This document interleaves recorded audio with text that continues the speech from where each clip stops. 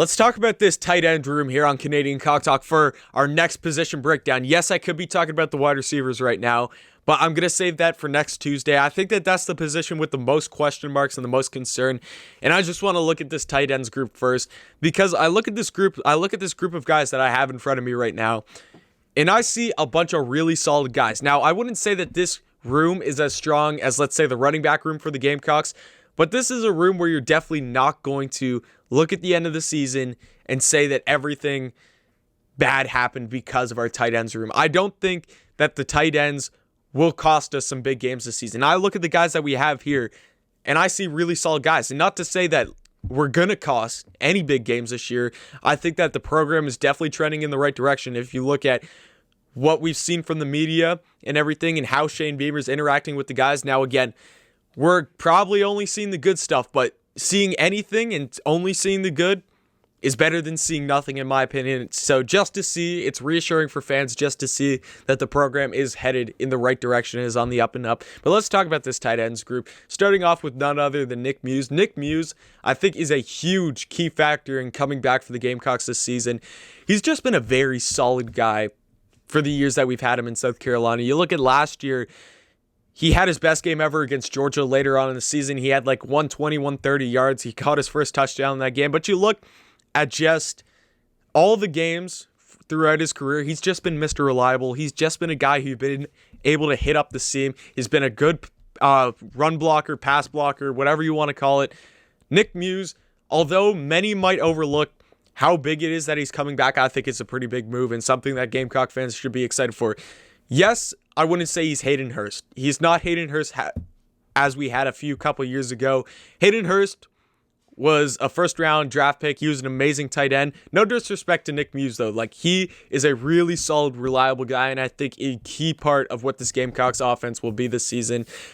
I look at him, and he's probably our best blocker out of all of our tight ends. Him and Kenyon, I think that those are the two biggest guys at the tight end position, and their main job will be blocking. But you're also going to see Nick Muse is just as good a pass catcher as he is at blocking. So Nick Muse, I think he is a huge guy to have back. Let's talk about some other guys that you don't hear about and you don't see as much on the field. I'm talking Eric Shaw and Jaheem Bell. Jaheem Bell, I think he's a true pass catcher. I'm pretty sure he came into the Gamecocks program. He got recruited as an athlete and then worked his way in as a tight end. I see him more of a pass catcher than a blocker, which I don't see a problem with at all.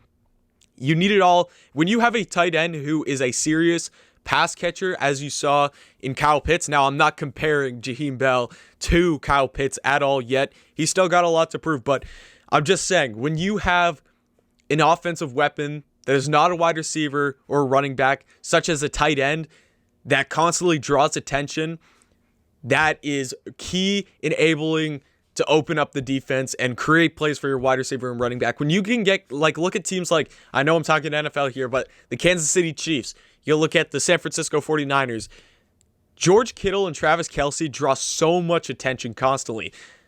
Not only because they're great blockers, but their pass catching is dangerous. Their route running is very, very dangerous. They're guys that you do not want to be left alone in space.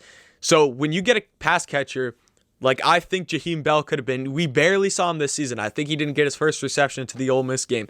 But again, he's just a sophomore this year. He's a freshman. Same with Eric Shaw. Eric Shaw is also a sophomore. These are two guys that I think if we get them cemented in as pass catchers and guys who will make the defense kind of worry about the tight end position and take less stress off of the wide receivers and the running backs to make all the production, and you're able to get some production out of the tight ends room, I think that that is where you will find some key factors. Another really good pass catcher that I think honestly is probably our second best tight end, Kevon Mullins. I apologize if I mispronounced his first name incorrectly. You saw him have some big plays in that LSU game. He was just able to find open holes down the field. He was a deep threat for the Gamecocks in that game against LSU. He was able to go for a couple of 30-plus yard plays. Again, if we're able to have a tight end who is a cemented pass catcher who will make defenses worry each and every snap, that what if this tight end sneaks out and is able to get into our secondary and everything, that's going to pull your safety's attention towards the middle of the field. That's when you get one-on-ones on the outside with the wide receivers, and that's when you can start hitting your big plays. Once Luke Doty gets his accuracy downfield, you're going to start seeing some deep balls down the sideline to our wide receivers, which is going to be talked about in the next video. So thank you guys so much for tuning into this video. Tight ends breakdown.